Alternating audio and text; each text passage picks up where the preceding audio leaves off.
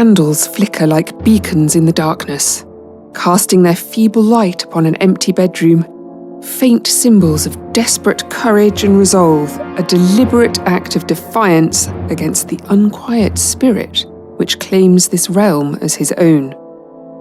12 holy men stand in solemn vigil. 12 lights dance in unison, yet with each incantation uttered the flames falter, snuffed out one by one, until only a solitary light remains, a lone sentinel against the encroaching darkness.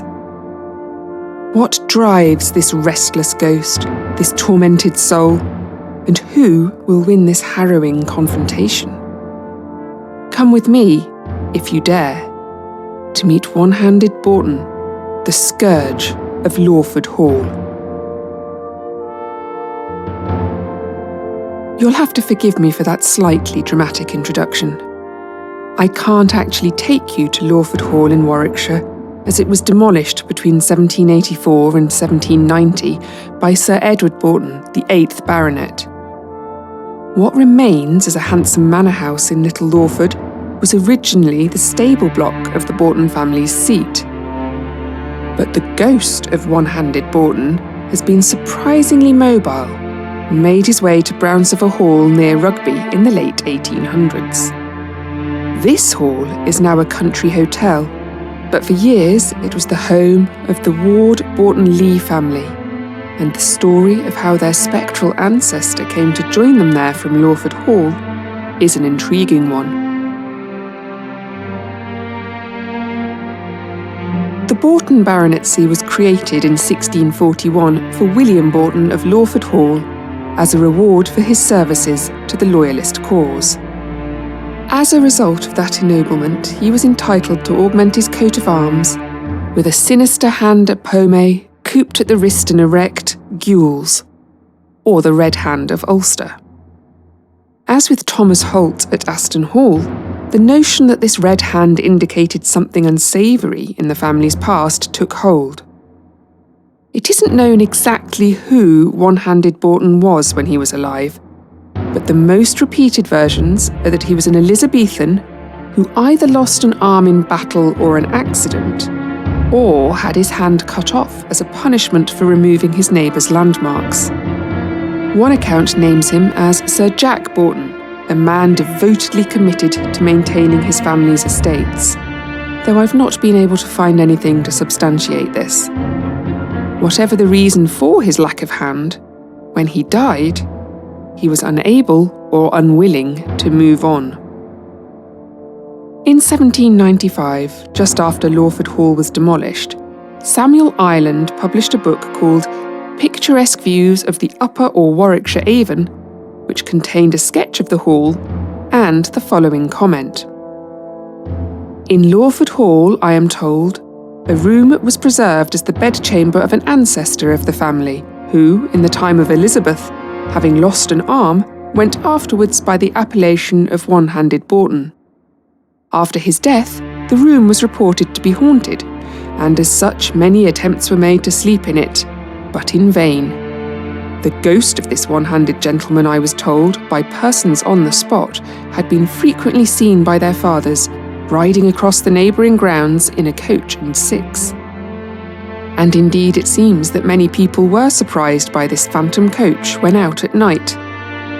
The crack of a whip would herald its approach, then the spectral horses would appear, with One-Handed Boughton driving them on, clad in a scarlet coat and black velvet hunting cap. One man saw the coach approaching and opened a gate for it, only for the horses to fly overhead, leaving him horrified and utterly convinced he had seen the ghost. It seems that hedges and fences were no barrier to the coach, which would race at full speed through them as if they weren't there. Another man remembers walking past Lawford Hall with his mother as a child and being told to make haste home before One-Handed Boughton appeared, because you would not like to meet him. Maids at Lawford Hall would not go into the bedroom said to be occupied by the spirit unless the housekeeper stood by, and they had to enter the room every day to make the bed, because it appeared someone, or something, had slept in it each night. If anyone was unwise enough to try and stay in that room, they would be terrorised and end up fleeing. A footman reported meeting the ghost coming out of the room one night, dressed in his riding clothes, ready for his disembodied drive around the district. These wild and terrifying antics in and around Lawford Hall became intolerable, to the extent that Sir Edward Boughton, the 6th Baronet, arranged for an exorcism to be carried out. 12 parsons, including Reverend Hall, the rector of Great Harborough, gathered in the haunted bedroom to perform the ceremony to lay One-Handed Boughton to rest. The newspaper report from 1954 claims that the form of exorcism used was that published by Valerio Polidoro in 1606, and the legend goes that the lighted candles held by 11 of the clergymen were extinguished, with only that of Reverend Hall holding out against the spirit. It was Reverend Hall who managed to capture One-Handed Boughton, conjuring him into a bottle, which was then thrown into a nearby marl pit. The ghost didn't go unconditionally, though. He stipulated that he must be allowed 2 hours every night to ride around his estate, and his family remained sensitive to his needs. Sir Edward refused to allow anyone to fish in the pool where the bottle had been thrown, saying, "That I cannot consent to, for the spirit of my ancestor, the One-Handed Boughton, lies there." And there he might have stayed, had it not been for the murder of Sir Edward's son, Theodosius Boughton, the 7th Baronet, in 1780. Theodosius was only 20 when his brother-in-law, Captain John Diamond Donellan, poisoned him with laurel water, or cyanide as we would now know it. Captain Donellan was convicted of murder and hanged in Warwick in 1781. This crime added to the local superstition that Lawford Hall was cursed, so much so that when the decision was taken to pull the building down, it was only with the greatest difficulty that workmen could be persuaded to do it. The widow of Captain Donellan, Theodosius's sister, Theodosia, married Sir Egerton Lee and moved to his estate at Brownsover Hall. This is why, when a mysterious black bottle with a tightly sealed lid was found in a pond on what had been the grounds of Lawford Hall in around 1835, it was believed to be the phial containing the spirit of One-Handed Boughton and was sent to the Boughton Lee family at Brownsover Hall. The family took this seriously, placing the bottle in a locked cupboard and telling friends that if it was removed, one of them would die.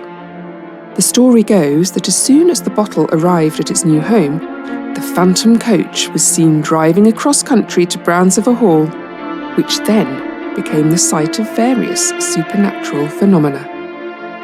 Echoing footsteps and the murmur of low voices would be heard, along with groans in the darkness and unnerving scraping sounds.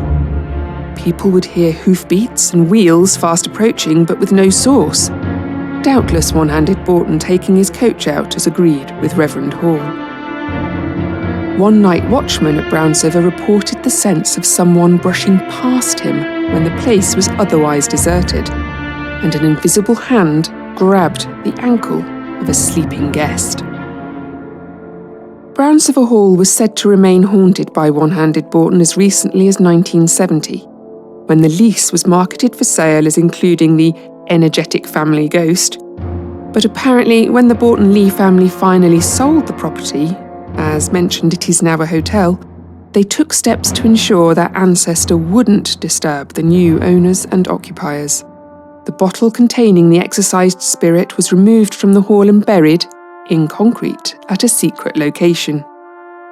By all accounts, no guests at Brownsover Hall have been troubled by any paranormal activity, and One-Handed Boughton's nightly excursions seem to have ended. But does this mean that he has been happily laid to rest? Is concrete really enough to contain the boundless energy of such a remarkably forceful ghost? Or is this period of quiet merely a pause in his story? Maybe one day soon we'll hear the eerie sound of disembodied footsteps on the stairs, wheels turning on gravel, the smack of a whip. And we'll see the phantom coach pulled by 6 grey spectral horses, with the scarlet-cloaked figure of One-Handed Boughton on the box, gleefully charging at full pelt across the Warwickshire countryside again.